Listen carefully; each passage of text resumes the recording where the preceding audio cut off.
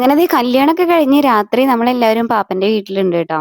വൈകുന്നേരം അഭിരാമിയുടെ വീട്ടിന്ന് കുറച്ച് പേര് വരുന്ന് പറഞ്ഞിട്ടുണ്ടായിരുന്നു. കുറച്ച് പേരെന്ന് പറയുമ്പോ ഒരു 9, 10 പേര്. വന്നത് അഭിരാമിയുടെ ചേട്ടന്മാരും കസിൻസൊക്കെ ആയിരുന്നു.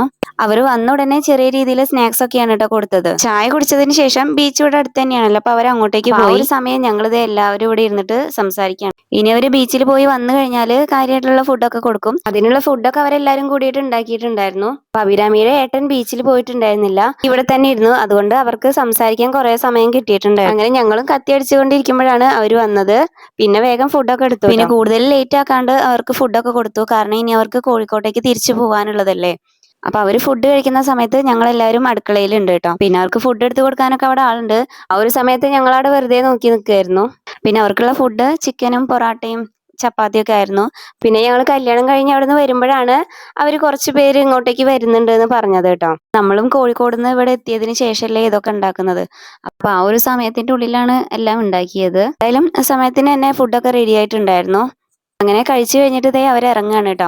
അപ്പൊ ഇറങ്ങുന്നതിനിടയിൽ അഭിരാമിയെ ഏട്ടൻ കുറെ ഉപദേശിക്കുന്നുണ്ട്.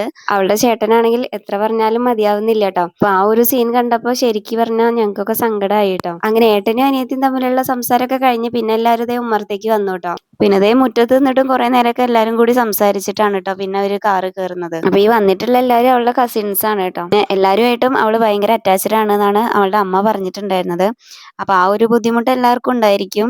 പിന്നെ കല്യാണം കഴിഞ്ഞ് ഫസ്റ്റ് ഡേ എല്ലാവരും കൂടുതലും പെണ്ണിന്റെ വീട്ടിലായിരിക്കുമല്ലോ. എന്തായാലും അവള് ഭയങ്കര സംസാരവും കാര്യങ്ങളൊക്കെ ആയിരുന്നു കേട്ടോ എല്ലാവരോടും. പിന്നെ ദേ അവര് പോകുമ്പോ തന്നെ ഏട്ടനും വേറെ എങ്ങോട്ടോ പോകാനുണ്ട് എന്ന് പറഞ്ഞിട്ട് വേഗം വന്നിട്ട് ചെരുപ്പൊക്കെ ഇടുകയാണ് കേട്ടോ. ഇടയിൽ കല്ല് അവിടെ റോട്ടിലേക്ക് പോയിട്ടുണ്ടായിരുന്നു. അത് ഞാനും ചേച്ചിയും കൂടിയിട്ട് വേഗം പിടിക്കാൻ വേണ്ടിയിട്ട് ഓടിയിട്ടോ. ഇതാ കല്ലു വിശപ്പൊക്കെ തുടങ്ങിയിട്ടുണ്ടെന്ന് പറഞ്ഞിട്ട് അങ്ങനെ നടക്കുകയാണ്. അങ്ങനെ അവരൊക്കെ പോയതിന് ശേഷം ഞങ്ങൾ പിന്നെ ദേ അവിടെ റൂമൊക്കെ സെറ്റ് ചെയ്ത് കൊടുത്തു. പിന്നെ മെയിനായിട്ട് ഡെക്കറേഷൻ ഒന്നും ഉണ്ടായിരുന്നില്ല, എന്നാലും ചെറിയ രീതിയിലൊക്കെ ഡെക്കറേറ്റ് ചെയ്തു. അങ്ങനെ ദേ എല്ലാവരും പോയതിന് ശേഷം പിന്നെ ദേ ഞങ്ങൾ ഒരുമിച്ച് ഫുഡ് കഴിക്കാനിരുന്നു.